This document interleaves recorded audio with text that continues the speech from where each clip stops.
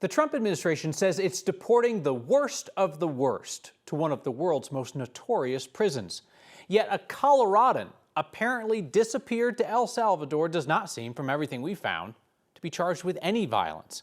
Advocates say the courts found the evidence against this guy to be pretty thin. Then he vanished. Those advocates tell our Angeline McCall they believe that he was sent to El Salvador's brutal prison system. It's a story that starts in Aurora and leads to a flight to El Salvador. And we are here today to speak out for Nixon and the hundreds of other people who are on those flights. Advocates got to know Nixon Azuaje Perez while he was living in the now closed Nome Street apartments in Aurora. After a shooting there in August of 2024, prosecutors charged him with tampering with evidence. Court documents show he said he didn't want police to think he was involved, so he picked up shell casings and threw them. It's been clear from the very beginning that the judges have had a lot of skepticism. It's why advocates Jennifer Piper and Andrea Loya say he was given such a low bond of $1,000. But then while released, he was picked up by ICE and last month deported in a way that's a first for our country to a notoriously dangerous prison in El Salvador. This is not deportation. This is not a normal process. So March 14th at 5 p.m. was the last time we heard from him in Texas. And then we learned that a flight had been sent to El Salvador. A few days later, a list of names published. That moment of seeing someone's name, you know, on a list of folks that you have no way of reaching, no way of contacting, no power to shift something for them is like an unforgettable feeling. Like the seeking of a better life is going to land you in a third world country in a prison paid by that we're paying a dictator. Nixon's removal happened before he could go to trial on the tampering case. The Trump administration insists those on the flight to El Salvador were dangerous gang members. Advocates say Nixon never had the chance to prove otherwise. He can't even clear his name. The basic. I mean, where does that leave innocent until proven guilty? We don't have that. Yeah, I mean, I personally am heartbroken and outraged. This is a level of injustice that is just beyond what one person should be put through. Nixon did have a final order of removal on his record, meaning a judge authorized his deportation. Advocates say the system kind of beat him down to get to the point where he sort of resigned himself to leaving with that order. But advocates say he certainly would have fought that order more if he knew that he would be going to this prison. Kyle? His presumption was that he was going back to Venezuela, where he was from, as opposed to this brutal El Salvadorian prison. Absolutely. I mean, this is the first of those flights when this started occurring. And when you talk about deportations, that's back to your country of origin. And so certainly that's what he would have thought he was agreeing to. All the mystery around this just makes it really, really complicated, right? People just kind of vanish out of the system. And then what these advocates pieced it together through a bunch of different people saying like they saw him on the flight, then his name turns up on a transcript that CBS News gets a hold of. Yeah, there's a lot of puzzle pieces here that they were putting together. Now, what's really important, though, is that they still have had no contact with Nixon, so no one has heard from him, not even his family, since this flight. And, you know, they really want to make sure he's okay, right? But that's really hard to do when you have no contact with the outside world. Angeline McCall, thank you. You're going to see more police in downtown Denver as the city tries to convince people that the 16th Street Mall area is safe. Years of construction will wrap up this summer. City wants to reinvigorate the area, but it's seen businesses leave. It's seen concerns over crime grow in recent years. So our Mark Salinger asked the mayor today if this new safety plan is about actually reducing crime or just making people feel safer. They came by foot, by bike, even on horseback, all converging at a press conference on the 16th Street Mall this afternoon. Well, good morning, everybody. Great to see you, and thank you so much for being here. It felt like half the city of Denver stood behind the mayor today as he announced new plans to add more police officers, security guards, and mental health resources devoted to downtown. We're unapologetic about the belief that downtown is the economic and cultural center of the city. And for the city to do well, downtown needs to do well. Denver has invested $175 million on construction for the 16th Street Mall. Now the challenge is convincing people to come back to an area that's seen a 35% decrease in property and sales tax revenue in the past 5 years. The solution, for now, seems to be focused on convincing the public it's safe. We recognize that we need to do a better job making sure that that perception matches reality. DPD will add extra foot patrols, more motorcycle officers, and even mounted horse police officers. They're creating an entire downtown police unit to patrol an area even the police chief acknowledges is already seeing a decline in crime. Homicides are down over 40%.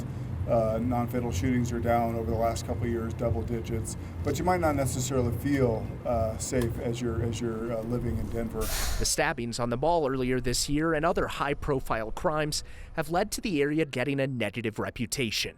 I asked the mayor about that. Even after the 16th Street Mall stabbings a couple of months ago, you stood at a press conference similar to this and said that downtown Denver and the 16th Street Mall is safe. How much of this new plan is about curbing actual crime, and how much of it is about convincing people to come back to the 16th Street Mall? We think the answer is both. We both want to make sure that we are keeping downtown safe every single day, and we want to make sure that folks feel like it's safe for them to come back downtown either to live or to work or to play. 4 people were randomly stabbed on the 16th Street Mall in January, 2 of which died. There have also been several shootings in and around that area over the past couple of years. Denver City Council has already awarded nearly $2 million towards activating the mall when it reopens this summer. There's a serious push right now, Kyle, to get people to come back to an area that has a bad reputation with Denver locals right now.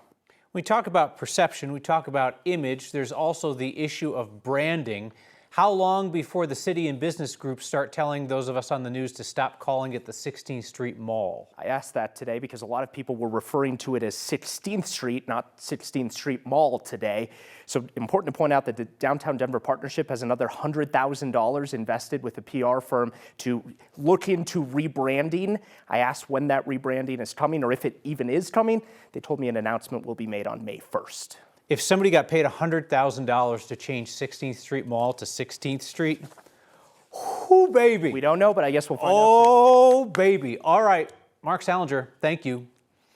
President Trump is declaring a trade war against the world, sweeping tariffs against nearly every major country except Russia. American consumers are expected to pay the cost of these tariffs, with some rates higher than 50%. I want to bring in our Jaleesa Irizarry on this now. And stock market futures are plummeting right now in anticipation of the impact of this news. But in terms of how much this is actually going to cost Coloradans, a lot of this is yet to be seen. Yeah, exactly. Experts say we have to wait and see how these countries respond to these tariffs, right, to really understand the impact of this. Now, President Trump declared a national economic emergency during this afternoon's speech. All U.S. trade partners will at least see a 10% tariff, with rates going even higher for 60 countries Trump deems as the worst offenders. Now, China is one of our largest trading partners, and they would be hit with the new 34% tariff, bringing their tariff rate up to 54%. The European Union will see a 20% tax increase, India 26%, and Japan 24%. An economic expert I spoke with says 2 things could happen here. 1, countries like China could lower their tariffs on U.S. imports, and the U.S. will do the same in return. Or scenario number 2, China and other countries retaliate, and the U.S. adds more tariffs, and then we got ourselves a trade war. That's where you don't want to go. That's not the game where anybody wins, because that is like eye for an eye, where both parties will be blind eventually. And that is not a very good scenario. But a good scenario, and that has some chance now, is to have all other countries lowering their tariff so that America can lower their tariff to other countries as well. Now, in response to this, baseball stores may find themselves in a world of hurt because America's pastime is made in China. Well, at least everything used to play it is. Small business owners, like the owners of Walk-Off Sports in Aurora, have already been put on notice. They expect the tax increase to impact the price of uniforms, baseballs, softballs, and metal bats, all of which are their best sellers. While they hope to absorb most of this cost, they have to wait and see just how bad the price hike gets. It is disappointing, but it's big business. The big manufacturers, they got to make their money. They got to pay their shareholders. So, and tariff, they're not going to eat the tariff. It's going to pass on. Unfortunately, it goes down to the players at the youth level, and their parents pay more and more because of that. So now is the waiting game. We have to see if countries will impose additional tariffs on the U.S. Beijing, the European Union, Japan, and South Korea have already threatened to do so. It's not exaggeration when somebody's like, well, what's this going to impact? It's like, well, everything. Like a lot of things. I mean, truly, you see that trickle-down impact. Julie Sayers, thank you very much. University of Colorado's latest business confidence report is not good. Business leaders in our state are worried about President Trump's drastic and erratic economic policy changes. Quarterly report out from the Leeds Business School at CU Boulder shows business confidence at the third lowest level they have surveyed in its 23-year history. The 200 people, business leaders in the state, pointed to tariffs and economic uncertainty for those negative expectations. All of us lucky enough to love people in our life will experience grief. 1 in 12 kids in Colorado will experience that loss with the death of a parent or sibling by the time they turn 18. A national leader in helping kids deal with grief is right in our backyard. This week's Word of Thanks microgiving campaign will support the work done at Judy's House. No family that comes to Judy's House for help coping with grief has to pay. Their work with bereaved children is funded by donors in the community. Kids are guided through their unique grief journey by the experienced experts at Judy's House, who are often used as a national model for this work. Judy's House has been working with grieving families for 23 years. More than 1,500 children and caregivers find hope and understanding at that place each year. And more than anything, they quickly realize they are not alone in their grief. Scan the QR code on your screen or text the word THANKS to 303-871-1491 to get that link to donate. And just as we've done for 251 weeks now, I'll match the first 50 donations of $5 to get our microgiving going. More than 4,500 of you have signed up to simplify your giving with a monthly donation to the Word of Thanks Fund. It's meant that we have started your recent microgiving campaigns with more than $30,000 in donations each week. Use that same QR code or text to get there. There is election integrity news out of Mesa County, and this time it's not a crime. And a place where survivors of sexual assault are sharing their stories without saying a word. That's next. 4 years after former Mesa County Clerk Tina Peters breached her county's election systems in an unsuccessful and criminal effort to find voter fraud, county leaders there are still trying to knock down conspiracy theories. So Mesa County is now posting its voted ballot images online for anybody who wants to do an at-home election audit. This week, Mesa County's current clerk, Republican named Bobby Gross, announced a new county-funded ballot verifier system. The county's working with a third-party software system to upload images of every ballot from every election, along with detailed breakdowns of individual races and precincts. Right now, you can find that data for elections dating back to 2023. The clerk expects it'll take about a month to post ballots online after each election. First, the software has to check each ballot to make sure that any personally identifying information is removed. We would have to view all those ballots before we could release them to the public. So it was taking a very long time and very costly to the citizens. And ultimately, those are the voters' records. And so we wanted to make sure that they were available at no cost to the voters. Gross says some other clerk's offices in Colorado are already partnering with voting machine companies to post ballot images online, but Mesa County decided to go with a third-party software so that they'd have that extra layer of separation, hopefully trust and transparency, they said. If you happen to conduct a citizen audit using the online images, Gross says, just reach out to the clerk's office if you have any questions about what you find.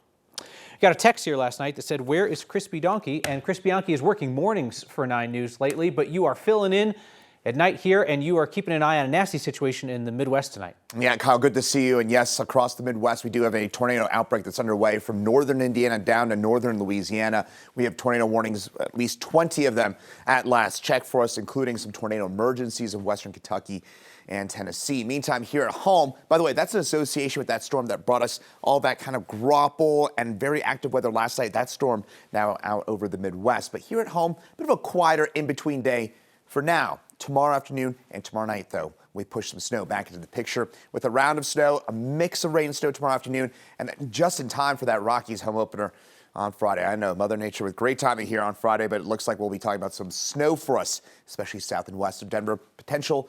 We got a weather impact alert for Friday night into Saturday morning because of that snow, especially on the south side of the metro area. But if you like the warmer and drier stuff, you'll get it next week with temperatures back in the 60s and 70s. Walked in today, I just also felt so much love and community and support for survivors. Art is helping survivors talk about trauma. That's next. Art offers an opportunity to have one of the most difficult conversations imaginable in the aftermath of sexual assault.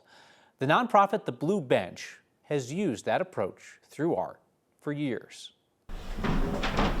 We can really heal from traumatic experiences through mediums like art. I've always had art as one of my biggest coping mechanisms, being able to express and release. I would love to introduce Kirsty Klein. Kirsty is one of our featured artists for the Rise exhibit. This is Michelle. She's the executive director for Blue Bench. The Rise art exhibit is an art show that is put on with and for survivors of sexual violence. And so I think about when people come through the exhibit and gets people talking. Yes, right. Gets people talking, gets people even saying oh, something that maybe I want to share, or maybe resonating with, Yeah. And art does that in a different way. We're meeting other survivors, and now one of my best friends who I've met through the show, we have each other, and having other survivors in each other's lives has been life-changing. Being able to be open about my experiences and not be judged or have fear,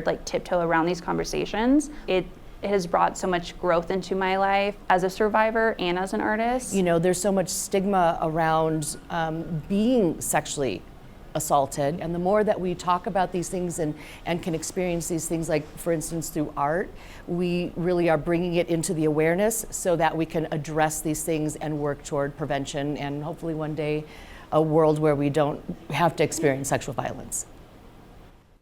You can take a look at that art this Friday, M&D Art Series on Santa Fe. That exhibit will be up through the end of the month. Marissa's here with your feedback. I will have it for you next.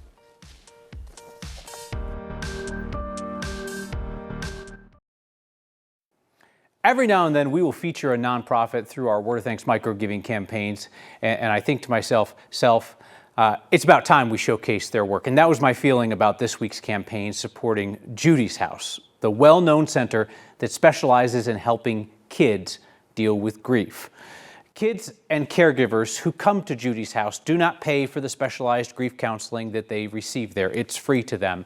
And this is specialized work informed by Judy House's nationally recognized research into how young people best process the loss of a loved one. And it is their research that tells us that 1 in 12 kids will experience the loss of a parent or a sibling in the state of Colorado by the age of 18. Scan the QR code on your screen or text the word thanks to 303-871-1491 to get the link to join me in donating to Judy's House. A lot of feedback about our choice of micro-giving campaign this week. Jennifer writes in to say that as a school psychologist that she really values their work and has referred a lot of families there. It is word of mouth. It is the primary way that families in our community connect with Judy's House. And Doris, who writes in to say, sadly, our family's tragedy happened so long ago that my grown children did not know the benefits of Judy's House. Doris says, I'll be giving a little extra this week in honor of my youngest daughter. We'll see you next time.